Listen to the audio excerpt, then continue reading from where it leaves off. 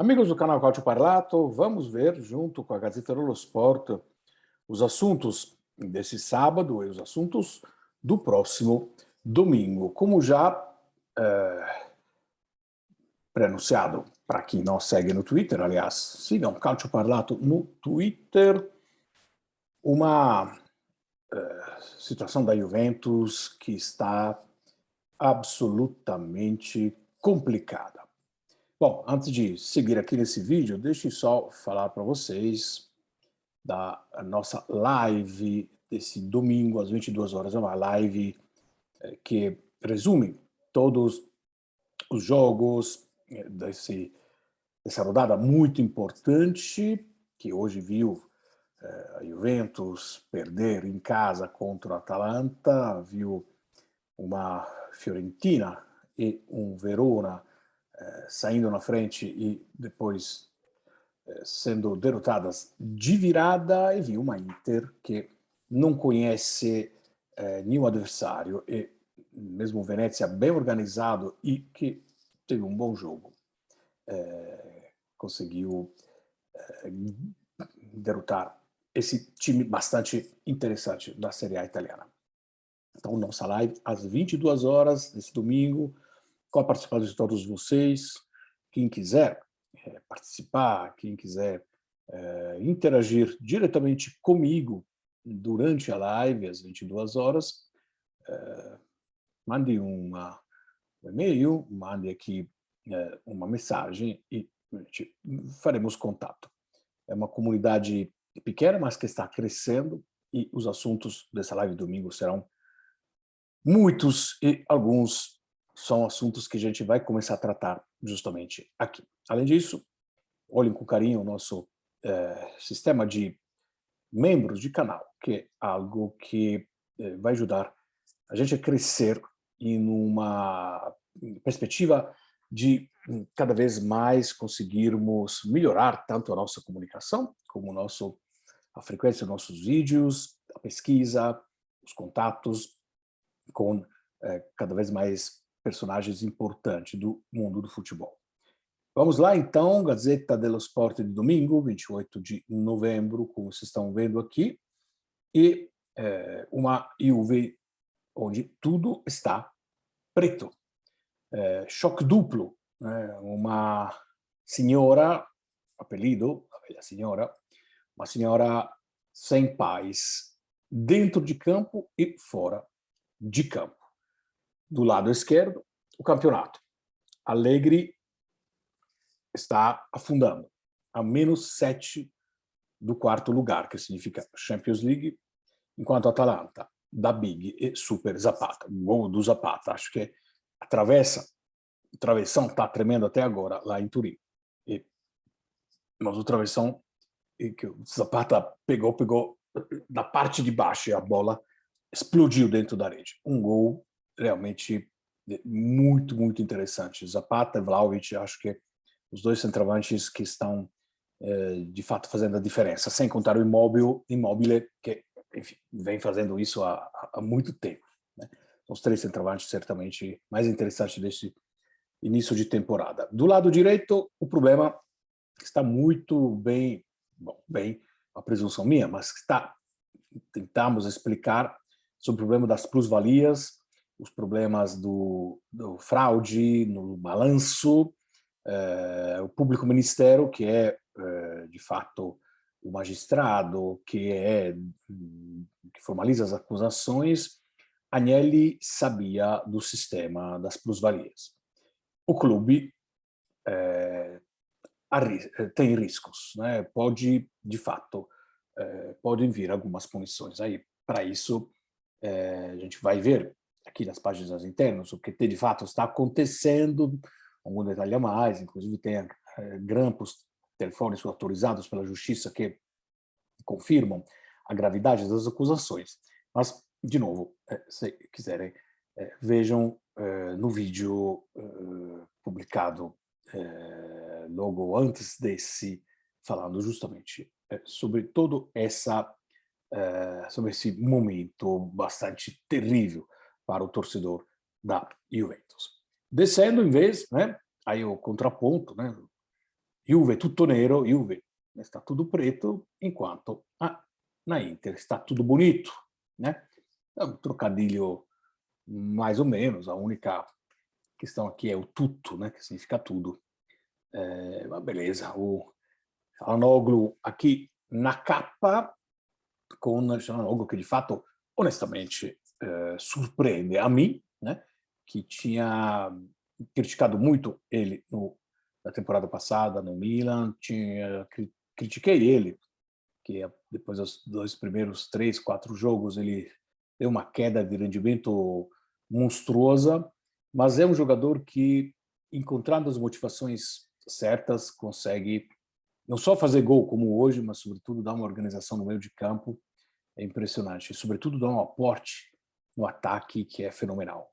Ele é um meio de campo que consegue penetrar bem na área adversária, é um meio de campo que faz sim a função de volante, mas está sempre lá recebendo a bola do último toque para o passe para o atacante ou, melhor ainda, recebendo o passe de volta do atacante para marcar. Então, aqui está aqui está, pelo menos, né, durante uma noite, a Inter está a menos um ponto do Milan e do Napoli, depois a vitória contra da Inter, que dessa forma acabou se aproximando do grupo de frente, sendo que Milan e Napoli na rodada passada perderam, rispettivamente para a Fiorentina e para a Lazio, perdão, da Fiorentina e da Inter, e de fato estamos em uma situação bastante favorável para a Inter, que está a um ponto. Do lado esquerdo, o Milan finalmente volta o goleirão, o Manhã, e do lado direito o desafio Sarri contra Spalletti e o Mertens contra Immobile.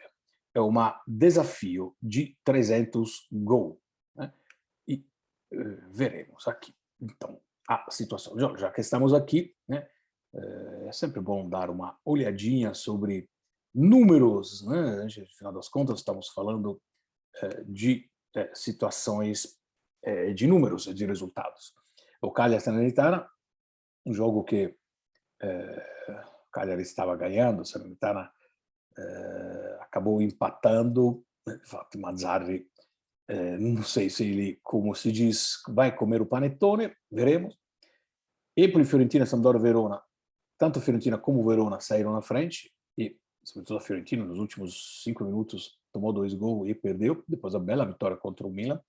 Ainda um time em formação, né? Um time que falta algumas convicções e talvez falta um pouquinho de maturidade ao bom treinador que é o italiano, mas que precisa fazer substituições talvez um pouquinho mais inteligentes, sobretudo no final dos jogos. Não é a primeira vez que a Fiorentina toma gol no final. E aí os jogos mais importantes desse sábado, Atalanta e Juventus, que apesar do forcing final, no final das oportunidades, nos ultimíssimos minutos da Juventus, a Atalanta esteve muito padroa do campo, e veremos aí as declarações do Agnelli cada vez mais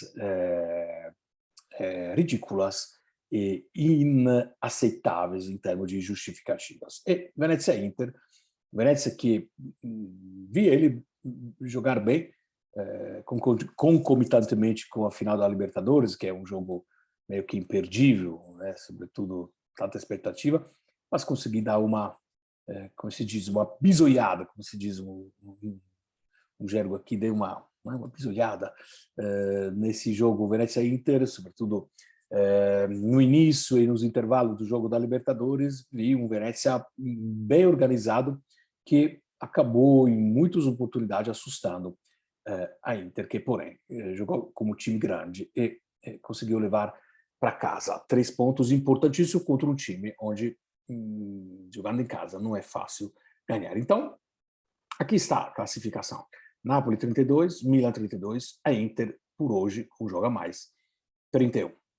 Atalanta 28, se aproxima muito, né? Se aproxima muito dos 3 na frente. Nesse caso, não é, podemos dizer que, de fato, a Atalanta, pleno direito, se insere na luta para o campeonato, né? Uma vitória em casa da Juventus, apesar de ser uma Juventus catastrófica esse ano, é sempre um resultado muito interessante. Do ponto de vista do valor, é muito mais valioso do ponto de vista do moral e da dificuldade do que ganhar contra o Venezia em casa. A Atalanta, de fato, está recuperando seus jogadores fundamentais, sobretudo na zaga, que viu o jogo da Atalanta contra a Juventus, por exemplo. A única grande oportunidade que teve a Juventus foi uma aceleração do Chiesa, que o Toloi conseguiu frear no ultimíssimo segundo. Toloi é capaz de fazer isso sem fazer falta.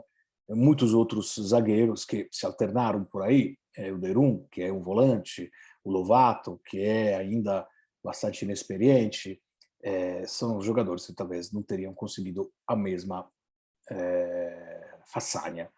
Então, a Atalanta voltando a encontrar seus jogadores titulares, é de fato um perigo para todos. E depois Roma, Lazio, que jogam ainda nesse domingo, Roma com 22 e Lazio com 21. A Roma que deve passar pelo exame Turino, né? Mesmo ganhando iria para 25 pontos, e a Lazio que de fato tem o desafio mais interessante e mais complexo de jogar contra o Napoli. Sarri que volta para o Napoli. E aí a Juventus que, junto com a Fiorentina, está já com 21 pontos, Verona a 19, que hoje perdeu, o Empoli, que hoje ganhou, se alcançou. Verona digamos, não é estranho, mas eu digo prazeroso, pela simpatia que eu tenho, tanto pelo Andrea Azzoli, que é o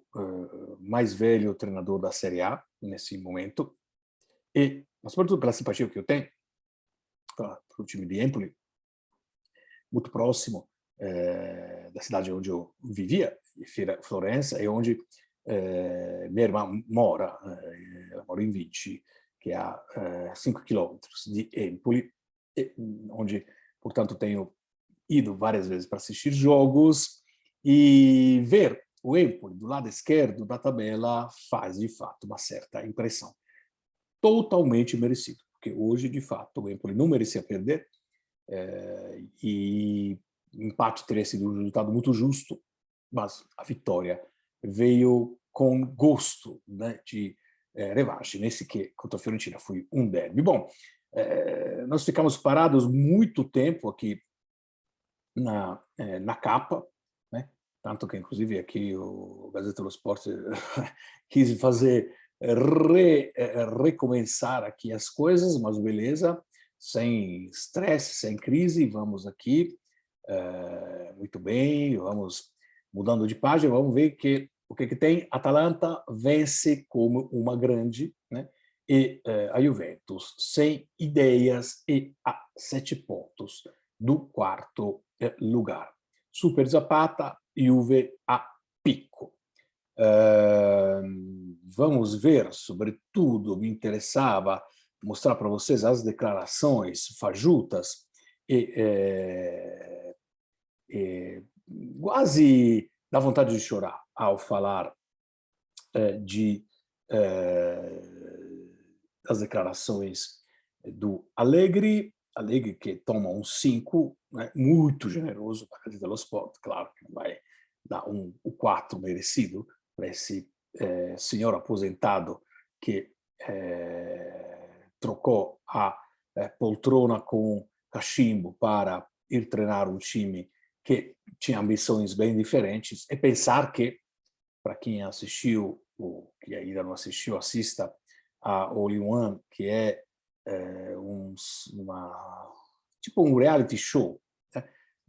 Claro que tem muitos cortes aí, mas interessante que, apesar dos cortes, apareceram frases que evidentemente foram concordadas, né, para serem deixadas, como a frase do André Agnelli, que fala para o time que o ano anterior, antes, né, do Sarri, foi uma merda, porque, apesar de ter ganho o Scudetto, né? Aí veio o Pirlo, não ganhou praticamente nada, né? Ganhou a Copa da Itália, e depois veio o Allegri, e a situação está basicamente ridícula, né? Enfim, 5 derrotas em campeonato em 14 jogos. A Allegri perdeu contra Empoli, Napoli, Sassuolo, Verona, Atalanta e em Champions contra o Chelsea, né? Então são 6 derrotas já nessa temporada. E vamos ver a justificativa para os 5. O Allegri continua a se declarar satisfeito da prestação dos seus jogadores, compreensível, segundo a Gazeta, haja vista a depressão geral.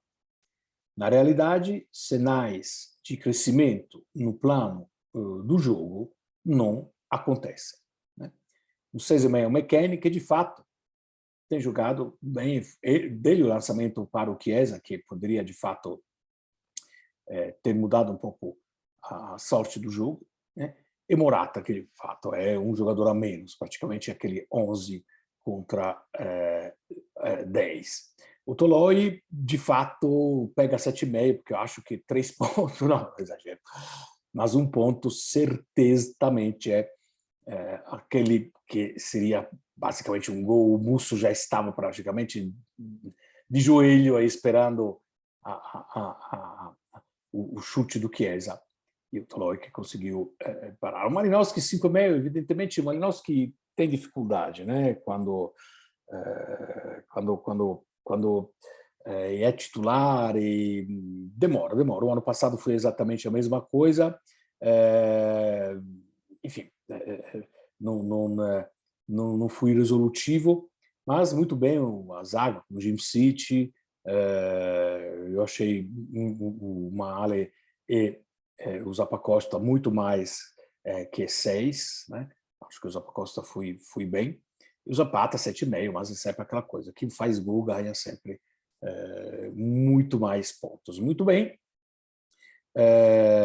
Vamos ver aqui as declarações do Allegri. Sono sempre meno allegri, é um trocadilho tão óbvio, tão fácil, né? São cada vez menos alegro, né? Menos feliz, menos com menos alegria. A Juventus não é uma Juventus para ganhar o Scudetto. A partida, ok, segundo ele, né? Perder em casa contra a Atalanta fazendo 2 chutes a gol, beleza? Joinha, Alegre, joinha. Mas zero confiança, assim, a partir de você, né? Que está aí fumando cachimbo com a cobertinha em cima dos joelhos para não pegar resfriado, em vez de estudar. E você toma um atrás do outro vareios e banhos de treinadores que estão, de fato, crescendo muito em cima dessa sua inércia. Somente Bonucci, Dybala, Quadrado, De Ligt e Szczęsny tiveram coragem de ir cumprimentar os torcedores que estavam bastante emputecidos, justamente, e vaiando bastante a Juventus. O gol é um problema, Chiesa e McKennie out, e problema de os 2 melhores jogadores, de fato, tiveram problemas musculares, então chove no molhado, mas o problema, de novo, é um problema do Allegri. vamos ver entre aspas, do Allegri, quando dizem que a Juve tem um plantel mais forte, acredito, o mais forte de todos, acredito que nós tenhamos aqui erros de avaliação. Ele está falando, está falado. Ou seja, eu digo que individualmente, e aí os salários não deixam mentir, a Juventus tem um plantel muito forte. Aí você tem que me explicar, então, por que você paga 8 milhões para Rabiot, paga 8 milhões para De Ligt. Tem que me explicar por que você paga 5 milhões para Quadrados, tem que me explicar por que você paga 7 milhões para o Ramsey, tem que me explicar um monte de coisas, né? Ou é todo mundo doido, né? Ou você, de fato, perdeu um pouco o lume da razão, que eu acho que é o caminho mais certo, né? O Allegri, acho que vai direto da ser demitido para o asilo, porque não é possível que um treinador desse faça declarações desse tipo. Jogando no 4-2-3-1, né, que foi depois que tomou o gol do Zapata, reorganizou um pouco as ideias, finalmente se viu jogar a Juventus com um esquema que, olha, ele falou assim, o Rabiot jogou bem, né, como um dos dois volantes. Ah, é? Mas olha só, né, o Rabiot sempre jogou nessa posição. Né? E ele fala, com os dois volantes, o Rabiot fez muito bem. Uma solução que poderíamos adotar. Ou seja, é tudo improvisado. É tudo improvisado essa Juventus. O cara não estuda, o cara não está nem aí, não olha, tá, se acha já... Pô, eu sou o cara pica.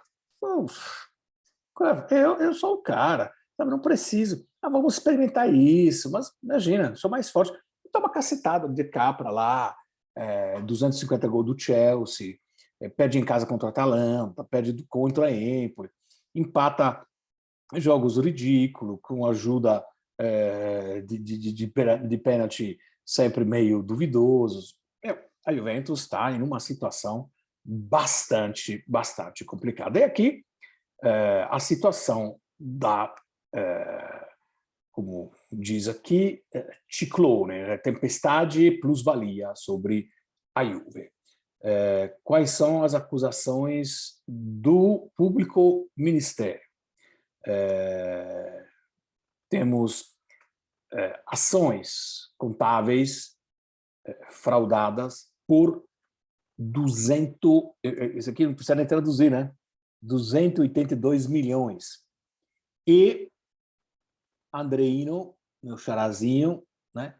A única diferença entre a gente é o salário, né? Eu pego um pouquinho menos do que ele, e a Andreino, Agnelino, Cordeirinho sabia. Isso é a acusação do público ministério.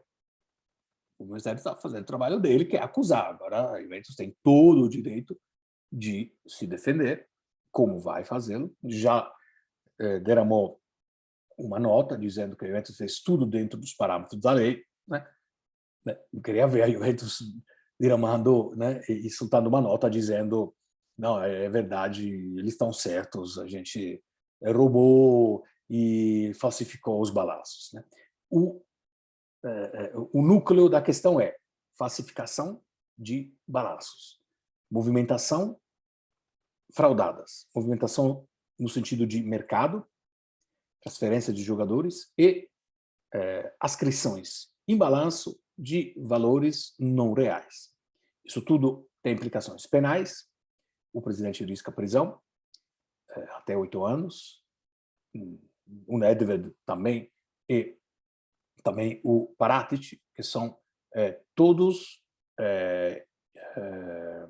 indagados e foram inscritos no registro dos indagados, foram notificados como pessoas indagadas. A partir das suspeitas sobre movimentações não lícitas, o público ministério, o juiz, a pedido do público ministério, abriu a possibilidade de se fazer grampos. Nesses grampos, evidentemente, vieram situações complicadas. Inclusive, uma questão relativa ao contrato do Cristiano Ronaldo, que parece tinha um contrato de gaveta que, enfim, não tem nenhum problema. Claro que, do ponto de vista esportivo, o que vale é o contrato depositado, e tem que ser depositado, sacramentado, com todas as cláusulas. Aqueles são os contratos que têm valor, mas o fato de ter um contrato de gaveta pode configurar, se tiver divergências com o contrato oficial, uma tentativa também de fraude, de ilícito. Né? Porque se estabelece que o jogador tem um salário de 100 mil euros, né, de 1.000 euros por mês, mas no contrato de gaveta eu tenho aí o fato de que ele tem um valor menor de fato efetivo, um contrato de gaveta, um contrato que porém tem valor cível, de repente eu estou declarando algo, justificando uma saída de dinheiro maior, de fato estou pagando ele menos. Ou o contrário também. Eu estou declarando isso, mas estou pagando ele por fora, porque de verdade eu estou pagando ele mais, então preciso pagar ele por fora. Então, qualquer seja, se tiver divergência entre o contrato de gaveta e o contrato depositado, isso pode dar, de fato, muitos problemas em relação a questões esportivas também, mas sobretudo em questões jurídicas. Qual é a acusação? Falso in bilancio. Fraude, falso é falsidade. Né? A falsidade significa você publicar um balanço que é diferente da realidade. Então, fazer uma fraude de balanço. E essa fraude é grave, mais grave ainda, e é indagada. Por quê? Porque a Juventus não é uma empresa de capital fechado, mas é uma empresa de capital aberto. E os acionistas e os potenciais adquirentes, compradores de ações da Juventus, têm